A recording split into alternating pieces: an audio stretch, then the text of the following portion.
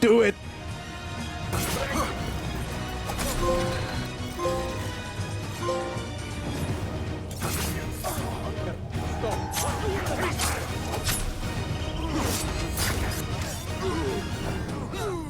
I fucking hate these enemies so much. I will be going for the Assassin's Creed Mirage Platinum Trophy. After having 3 games that take literally 4 years to finish, Ubisoft decided to take a step back and make a much more linear, smaller Assassin's Creed game. Going back to its roots, you could say, with games like Assassin's Creed 2 and Black Flag, which in my opinion are the 2 best games in the franchise. Let me know yours in the comments. Ever seen something like this?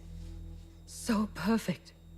So delicate. So instead of taking an absolute absurd 100+ hours to Platinum Valhalla, this game is a quarter of that, which is the main reason why I'm playing it. 50 trophies stand between me and the Platinum. The Platinum takes roughly about 20 to 25 hours to obtain. It's rather easy. There's one highly missable trophy, but apart from that, it's just beat the game, get all the collectibles, miscellaneous cleanup, you know, the standard open world sandbox Platinum trophy. Not quite the same level of insanity as Unity's open world, but it's just enough.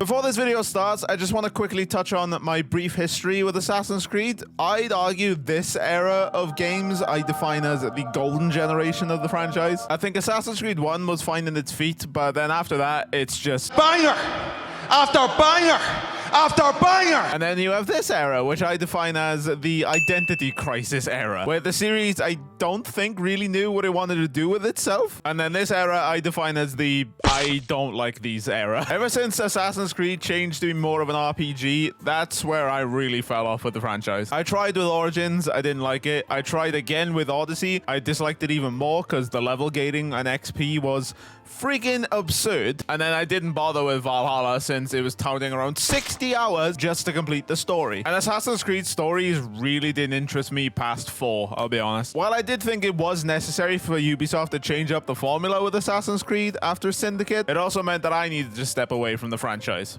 Until now. Now, I will say, I wasn't rushing out to pick this game up. As I said, the only thing that drew me back in is the fact it wouldn't take me 143 hours to 100% the thing. But also, since about 2016, I've had a major issue with Ubisoft and how their main games handle. At this point, I just think the Ubisoft formula of games is just 10 years outdated. Most Ubisoft games at this point are exactly the same. And tell me with a straight face that the new Avatar game doesn't look like a Far Cry game with blue people. But hey, I'm still excited for that new Star Wars game. But I'm also worried that it's just going to be Watch Dogs Legion with lightsabers. But now that's out of the way, let's get the Platinum for Mirage, shall we? So at the start of this game, we get a quick cutscene showing off some backstory of Baghdad and the assassins in this game, also known as the Hidden Ones. The game starts off with our main character, Basim. I'm butchering that, I already know. Waking up from a nightmare and then being comforted by our friend Nihal. Then for the first time, we gain control and we have to follow Nihal. We then get our first taste of some of the parkour in this game, and the parkour is still really strong. It's always been strong in Assassin's Creed. We lose our friend and then we need to use our eagle vision in order to find her again. Come here. We then get our first taste of pickpocketing. You'll be doing this a lot in the game, so just pickpocket everything. Also, I absolutely recommend you turn on the guaranteed pickpocket options in the menu. I'll be honest, it just makes this game so much more enjoyable. Now time for our first taste of stealth, and me also getting confused with the controls. R1. Oh, okay. That'll take some getting used to. Yeah, I'm still kind of old school where the only combat you use is square to attack. Now, as I said, the stealth in this game is easily the highlight of this game. It's really, really good, even if some of the animations need a little bit more polishing. But the objective for this mission is to steal this ledger and then head back to Dervis. We return to him and he's speaking to someone very interesting and someone we will get to know quite well. This is Roshan, and if you couldn't tell, he's an assassin. This conversation is mainly just Basim asking to join the assassins or the hidden ones. Then let me join you. Then we get the cliche conversation about us being more ambitious and wanting to do more with our lives and not just be a thief. Because being a street thief is not the peak of my ambition. Then this kid tries to swipe our money, but we outsmart him rather easily.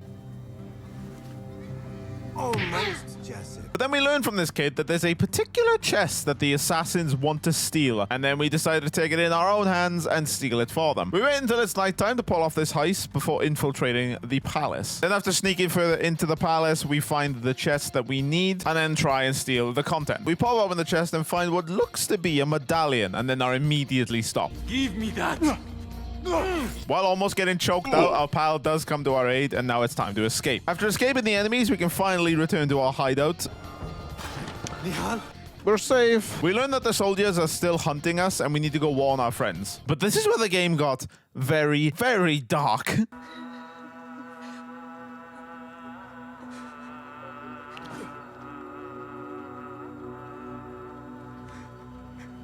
Bro, they slung up a...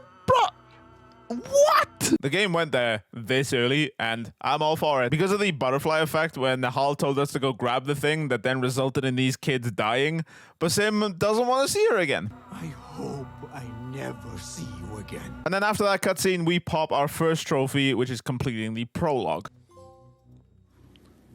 All right. First trophy down. We do a quick 2-month time jump. We do some quick parkour, and then we do our first leap of faith, as ugly as it looks. Whee! Oh, that was a crap leap of faith. What was that? And then this guy behind me proceeds to do it properly. There we are. That's what we're looking for. Then after picking up some leather straps, we take him to this blacksmith, and she gives us our weapons of the game, a dagger and a sword. Cheeky. Oh, give me that sword. That is freaking beautiful. We also get to use the throwing knives for the first time. Now, I do have a lot to say about the combat in this game, but the throwing knives are easily the best part of this game. The combos you can pull off are just insane. And speaking of combat, here's our first taste of the combat. And this is where my major gripe with this game starts, and that is the combat. The combat in this game is so slow. It's so it feels so unresponsive. I know Assassin's Creed has never been one for its combat, but this game just takes it to another level. Take Black Flag, for example. It's basically the same combat structure. You press one button to attack, you press one button to dodge, and you press one button to parry. But comparing Black Flag to Mirage's combat, it's just night and day. Whether it's the health bars making me feel so weak because there's barely any damage being inflicted, even when your weapons are upgraded, or enemies just not reacting to your hits unless they're blocking you. Like, as someone who's a master assassin, even in the later part of the game, you just don't feel powerful. And compare it to Black Flag, where every hit seemed so heavy because of the movement of the camera and the sound effects. It feels like you are brutalizing the enemy, and you just don't get that in Mirage, unfortunately.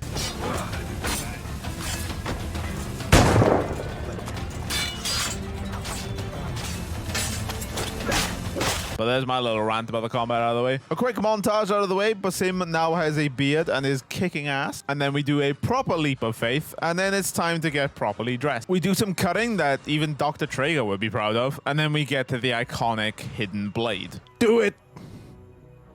Yes! And after that cutscene ends, we pop our second trophy of the game. We then infiltrate Baghdad for the first time since becoming an assassin. We scale this building to do our first synchronization. All right, the very first one, the proper one, is still very pretty to look at. We then enter our first burrow, which is going to be our hideout, and this entrance just screams Assassin's Creed 1 to me. Then in my first proper encounter with enemies, I did something that I'm going to do a lot of, and that's die. Yeah. We meet back up with Dervis, and he plants the seed for a side mission later on that involves some thievery. If ever you are feeling a little thievish, come see me. I could use your help. We then attempt to get this treasure, and here is where I learned that the game wants you to be unbelievably specific with these puzzles. Come on, game. Really? Screw it. Don't need the treasure. Yeah, turns out you do need that treasure, and we'll be getting it at the end of the game. Now on to the merchants. We need to buy a unbelievable amount of components in this game. However, we are not going to buy any yet, because we can lower the merchant's price by 30% with the merchant tokens. So as soon as we get those, we'll be buying components throughout the game. Components are used to upgrade your throwing knives, your sleep darts, all the secondary weapons. We then start our first liberation mission. These missions are really cool since they're missions that you can complete multiple ways, and you have multiple different paths on how you can tackle them. Whether that's sneaking inside with this lady while carrying a box, or quite literally rushing in and killing everyone. We sneak further into the prison and show off just... God, these throwing knives, man, they're so fun. And this is where the gameplay really shines with this game. When you're acting stealthy and working your way through the area, Stealth killing with your hidden blade or your throwing knives is really where this game shines. Believe it or not, when you act like an assassin in Assassin's Creed, the game's pretty good. I really enjoyed that section. I really enjoyed. I've missed just being an assassin. Like, that was really cool. After freeing Ali from the prison, we then need to escape said prison. All right, now it's our first assassination mission. We need to assassinate this gentleman. I'm not going to try and pronounce it because I know I'll butcher it. This is another mission, of course, where you can pick how you want to tackle the mission. For this mission, I'm going to swim under the water. Now, we need to find a way to lure out this gentleman, and we need a distraction. And this individual has some interesting ways to cause a distraction. I sell men, labor. I have coin to spare, and could use men such as yours. 15,000. How much? That is absurd. Who has the means to pay so much? It is better to keep that question to yourself. Instead of buying the deed to these workers, we're just gonna steal it from him. And then after our target decides to come out, it's time to go in for the kill, even if the cutscene gets ruined by a technical bug. Oh! We got a cinematic.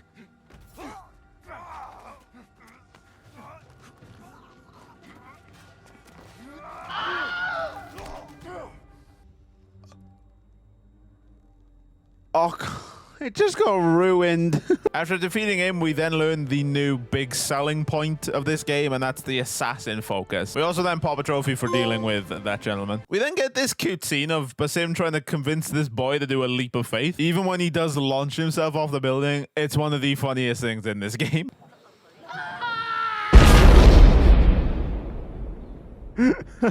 Doing this also does get us another trophy. After that, I just do what I always do at the start of Assassin's Creed games, which is I do as many waypoints as possible to get the map opened up. I just like to see everything on the map. And this map is really small. On our way back to reporting to Roshan, we pick up the first of many mysterious shards. I think it's about 18 in the game. After that, we have enough resources to unlock the blow dart, which we're going to do immediately since we need it for a missable trophy. While trying to find the caretaker of books, we come across this chest that requires a chest token to open. Then while roaming around the area, we get this trophy for staying at max notoriety for 10 minutes. Now time to grab the one and only missable trophy in this game. Basically, you need to pickpocket a guard while they're passed out from a blow dart. It's missable since you have to pickpocket an important item, like a key, for example. So let's just quickly grab that, shall we, and get it out of the way. We then pop another trophy for picking up 10 elixirs, and then another quick trophy for tearing down posters to lower our notoriety. Now here's probably where I trigger quite a few people.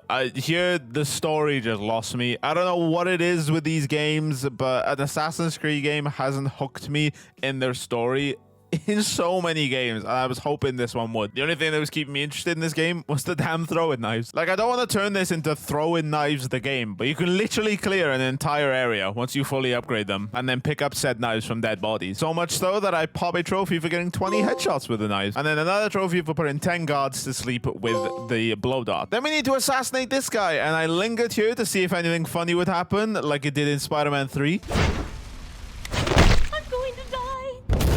But sadly not, and we just put him down. And then killing him, of course, does pop a trophy. Then pop ourselves a trophy for assassinating 10 guards from these hidden spots like hay bales. Now, this is probably one of the funniest experiences I've had with this game. Similar to that kid doing a leap of faith. Now, I either have to assassinate or pickpocket this guy, but he's not giving me an option just because he's constantly swimming away from me, and I can't do anything to him while he's in the water. Bro, stop swimming. We then use a Munadi for the third time to lower our notoriety. And now we gotta kill one of these things. These guys appear when you have full notoriety.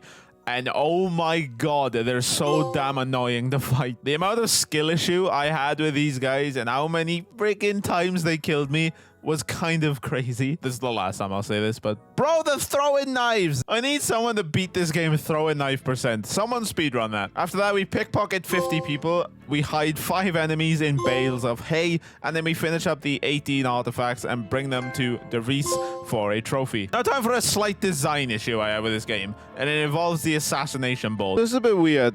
The only quests I have available are collectible ones. Sure, why not?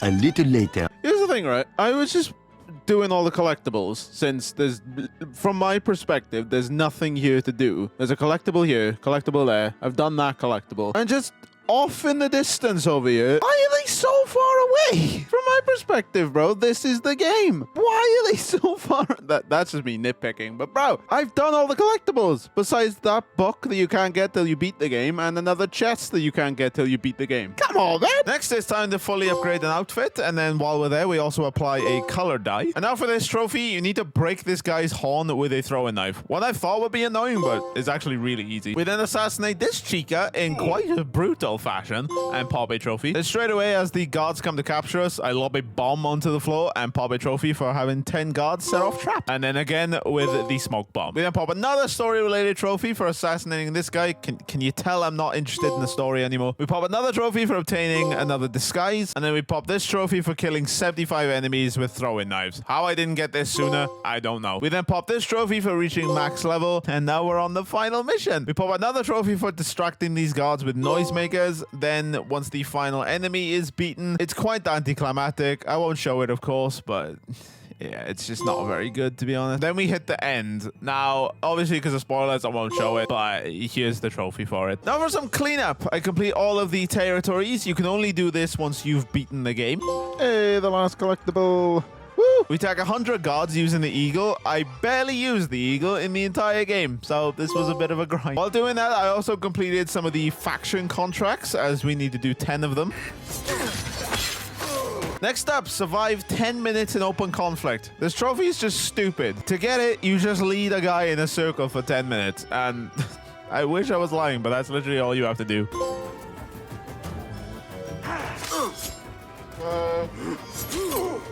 Used a bench 5 times. We then fully upgraded a weapon. We returned all of these 7 lost books. Killed 5 guards using 1 assassination focus. And then finally completed 10 faction contracts. Now at this point, it's all just meaningless cleanup. So I'll flash up some of the trophies on screen, because it's all just really simple stuff, like paying certain vendors 5 times or assassinating 10 guards using this particular method. It's just not that interesting. But we fully upgrade all the tools and then all of these skills. And then, Thank God that's over. if you guys want to see me platinum another open world game, Click right here.